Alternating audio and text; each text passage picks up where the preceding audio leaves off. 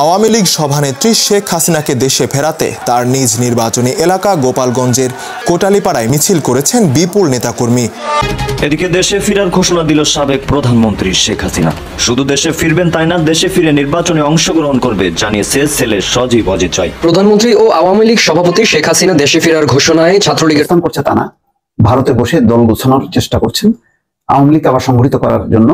Jahangir Kabir Nanak, doctor Mohammad Yunus উনি বলেন ছাত্ররা নাকি রিসেট বাটন চেপেছে, সমস্ত ইতিহাস। সজীব ওয়াজেদ জয়ের পক্ষে লবিস্টরা মূলত কোন কোন মার্কিন নীতি নির্ধারকের কাছে যাবেন? এটা আসলে মাত্র সেপ্টেম্বরের 12 তারিখে স্বাক্ষর হয়েছে। ছাত্র আন্দোলন চলাকালে কিছু ভুল সিদ্ধান্ত নিয়েছিলেন শেখ হাসিনা।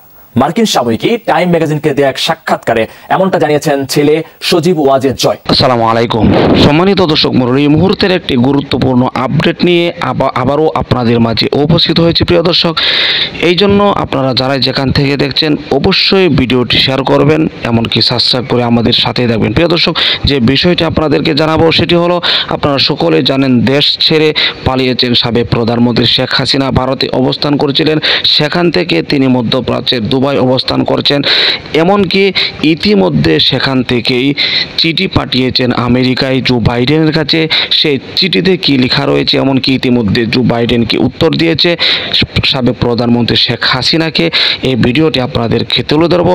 তার সাথে সাথে আপনাদেরকে গুরুত্বপূর্ণ যে বিষয়টি দেখাবো, ইতিমধ্যে সাবেক প্রধানমন্ত্রী শেখ হাসিনার ছেলে সজীব ওয়াজেদ জয় তিনি কিন্তু ভুল স্বীকার করেছেন, এমনকি তার মায়ের ভুলও তিনি স্বীকার করেছেন।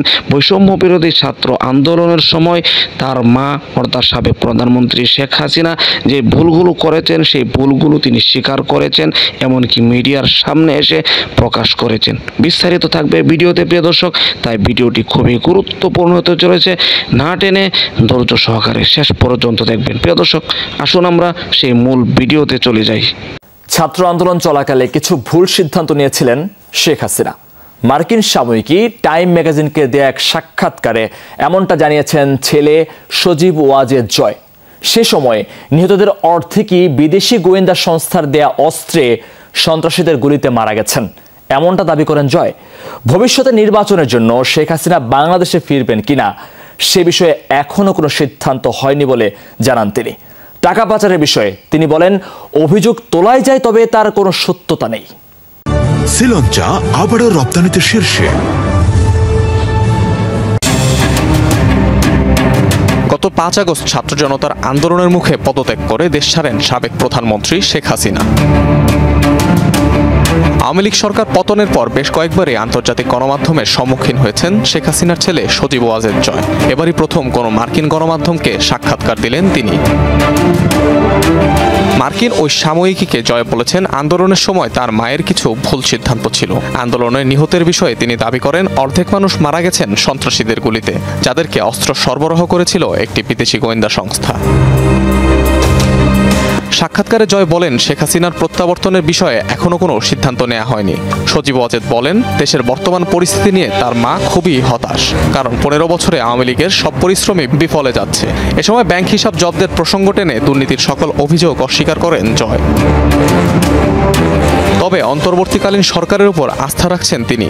তাদের মেয়াদ 1 কিংবা 1.5 বছরই যথাযথ হতে পারে বলে মনে করছেন জয়।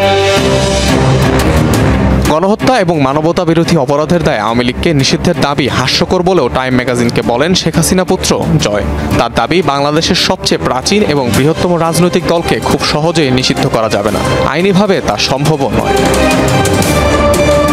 সাক্ষাৎকারে জয় নিজের রাজনৈতিক অবস্থানও পরিষ্কার করেন। দাবি করেন, কোনো ধরনের রাজনৈতিক উচ্চাকাঙ্ক্ষা তার ছিল না, তাই এখনই মায়ের বিকল্প হিসেবে রাজনীতির মাঠে নামবেন কিনা তা ভেবে দেখেননি। আওয়ামী লীগ সভানেত্রী শেখ হাসিনাকে দেশে ফেরাতে তার নিজ নির্বাচনী এলাকা গোপালগঞ্জের কোটালীপাড়ায় মিছিল করেছেন বিপুল নেতাকর্মী। শনিবার সকালের দিকে পৌরসভা ও 11টি ইউনিয়ন থেকে নেতাকর্মীরা লাঠি সোঁটা হাতে কোটালীপাড়া উপজেলা সদরে এসে সমবেত হন। উপজেলা সদরের সব সড়ক লোকারণ্য হয়ে পড়ে। দুপুরে বের করা হয় বিক্ষোভ মিছিল।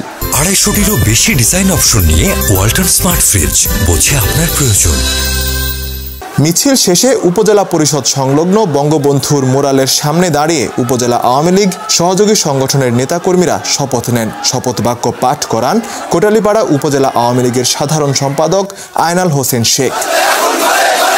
দেখেছেন সারা বাংলাদেশে জ্বালাও পোড়াও করে আমাদের আওয়ামী লীগের নেতাকর্মীদের ঘরের ভিতরে রেখে পুড়িয়ে মেরেছে। সারা দেশ আজকে কোনো আইন শৃঙ্খলা নাই। আজ পর্যন্ত কালকে রাত্রেও আমাদের এই এলাকায় ডাকাত এসেছে। সারা ঢাকা শহরে শুধু আওয়ামী লীগের লোকজনের বাড়িতে ডাকাতি হচ্ছে। আমরা সেই তারই প্রতিবাদে জ্বালাও পোড়াও সহ আমাদের প্রাণপ্রিয় নেত্রী জননেত্রী শেখ হাসিনাকে এই বাংলার মাটিতে ফিরিয়ে আনার জন্য ঐক্যবদ্ধভাবে আমরা সংগ্রাম শুরু করেছি। আমাদেরও এক দফা শেখ হাসিনাকে ফিরিয়ে আনবো। যতক্ষণ পর্যন্ত ফিরিয়ে আনতে পারবো আমাদের আন্দোলন চলবে। আমাদের কোনো বিভেদ নাই। আমরা ঐক্যবদ্ধভাবে গণতান্ত্রিক পদ্ধতিতে আমরা আন্দোলন করব।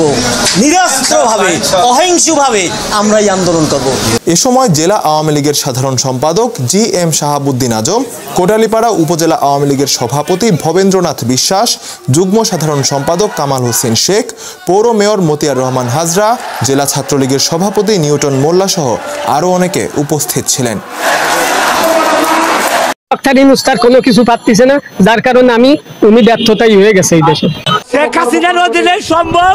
শেখ হাসিনা সরকার যে বলতো মনে করেন বাংলাদেশ আছে এ বলতো আওয়ামী লীগ সরকারি আমি চাই। ডক্টর ইউনূস সাহেব কখনোই এই দেশকে সঠিকভাবে চালাতে পারবেন না। তিনি অবশ্যই ব্যর্থ হবেন। এতদিন ধরে শেখ হাসিনা খুব সুন্দরভাবে বাংলাদেশকে পরিচালনা করেছেন। তাই এখনো দেশের এই অস্বাভাবিক পরিস্থিতিতে শেখ হাসিনাকেই প্রয়োজন। গণমাধ্যমে এমনভাবে নিজেদের মতামতকে তুলে ধরেছেন দেশের সাধারণ জনগণ। আগের সরকার আমরা আসছিলাম, ভালো আসছিলাম। বর্তমানে দেশের বিভিন্ন কারখানায় শ্রমিকরা তাদের ন্যায্য বেতন না পাওয়ার দাবি নিয়ে আন্দোলনে নেমেছেন। এছাড়াও সরকারি চাকরির বয়স 35 করার দাবি নিয়েও আন্দোলন করছেন বহু শিক্ষার্থীরা। দেশের পরিস্থিতি বর্তমানে মোটেও ভালো নেই। তবে এই পরিস্থিতিকে নিয়ন্ত্রণ করার বদলে আন্দোলনকারীদের উপর লাঠিচার্জ, টিয়ারশেল নিক্ষেপ সহ শুট করার নির্দেশ দেওয়া হয়েছে পুলিশ বাহিনীকে, যা ডক্টর ইউনূসকে সাধারণ জনগণের কাছে স্বৈরশাসক হিসেবে রূপ দিয়েছে। সরকার গুলি করতো, মারতো, এই সরকার গুলি করতেছে, মারতেছে, তাহলে সেই সরকার আর এই সরকারের মধ্যে পার্থক্য। এসব বিষয় নিয়ে সাধারণ জনগণ গণমাধ্যমে বলছেন, ডক্টর ইউনূস আসার পর দেশের এমন পরিস্থিতি হবে তা আমরা কখনোই আশা করিনি। দেশের পরিস্থিতি দেখে তো এমন মনে হচ্ছে ডক্টর ইউনূস সাহেবের দ্বারা এই দেশকে সুষ্ঠুভাবে চালানো সম্ভব নয়। ডক্টর ইউনূস বর্তমান সরকার এই দেশ চালাতে পারবে না। ইউনূস সাহেবের উচিত শ্রমিক ও শিক্ষার্থীদের কথা বিবেচনা করে তাদের যৌক্তিক দাবি মেনে নিয়ে দেশটাকে স্বাভাবিক পরিস্থিতিতে আনা, নয়তো শেখ হাসিনার মতো ডক্টর ইউনূস সাহেবকেও খুব দ্রুতই দেশ ছেড়ে পালাতে হবে। দর্শক, আশা করি সম্পূর্ণ ভিডিওটি দেখলেন। ভিডিও দেখে অবশ্যই বুঝতে পেরেছেন সজীব ওয়াজেদ জয় কিন্তু চেষ্টা চালিয়ে যাচ্ছেন। শুধু সজীব ওয়াজেদ জয় না, সাবেক প্রধানমন্ত্রী শেখ হাসিনা থেকে শুরু করে বাংলাদেশে থাকা অনেক আওয়ামী লীগ নেতাকর্মী এখনও পর্যন্ত আপ্রাণ চেষ্টা চালিয়ে যাচ্ছেন সামনে নির্বাচনে অংশগ্রহণ করবে। এমনকি শপথও নিয়েছেন আওয়ামী লীগের কিছু নেতাকর্মী, যে কোনো মূল্যে হোক সাবেক প্রধানমন্ত্রী শেখ হাসিনাকে বাংলাদেশের মাটিতে আনা হবে, তারা এনেই ছাড়বে, এমন প্রতিজ্ঞা কিন্তু করেছেন। প্রিয় দর্শক, ভিডিওটি আশা করি সম্পূর্ণ দেখেছেন। এই ভিডিও থেকে আপনার স্থান থেকে আপনার মূল্যবান মতামতগুলো অবশ্যই কমেন্ট বক্সে জানিয়ে দেবেন। এমনকি আগামী নির্বাচনে আপনি কাকে ভোট দিতে চান, এই সাবেক প্রধানমন্ত্রী শেখ হাসিনাকে অথবা জামাত শিবিরকে অথবা বিএনপিকে, অবশ্যই এই মূল্যবান মতামতগুলো কমেন্টে জানিয়ে দেবেন। প্রিয় দর্শক, এই বলে ভিডিওটি আজকের মতো এখানে শেষ করছি। ভালো থাকুন, সুস্থ থাকুন, আবারও দেখা হচ্ছে পরবর্তী ভিডিওতে।